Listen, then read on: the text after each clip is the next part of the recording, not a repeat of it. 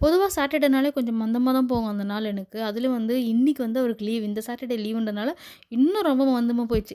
எழுந்துக்கலாம் எழுந்துக்கலாம்னு 7 மணி வரைக்கும் தூங்கிட்டதுக்கப்புறம் டிஃபன் கூட செய்யல. கடையில தான் வாங்கி குடுத்து பசங்களுக்கு கிளப்பி விட்டேன். பையன் 8 மணிக்கு போயிடுவான். பாப்பா 8:30 மணிக்கு போவா. பையன் வந்து கொஞ்சம் லேட் ஆகும் வரதுக்கு இன்னைக்கு சாட்டர்டே. பாப்பா மட்டும் அப்படியே வந்துருவா. வரும்போதே வந்து அவங்க அப்பா இருந்தார் இல்லையா, இந்த மாரி பெரிய லிஸ்ட்டே வச்சிருந்தாங்க. இது வேணும், அது வேணுன்ட்டு. அந்த மாரி லபுபு பொம்மை கேட்டிருந்தாங்க. ஆல்ரெடி ஒரு 3 வச்சிருக்கா. இருந்தாலும் எனக்கு வேணும்னு சொல்லிட்டு அவங்க அப்பா ரொம்ப தொல்ல குடுத்து இழுத்துட்டு போனாங்க. எடுத்துட்டு போனா லவ்வு பொம்மை இல்ல. அந்த அம்மா கேட்டது அங்க கிடைக்கல.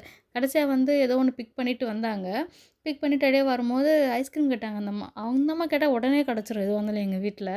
ஐஸ்கிரீம் கேட்ட உடனே எனக்கும் வேணுமான்னு கேட்டாங்க.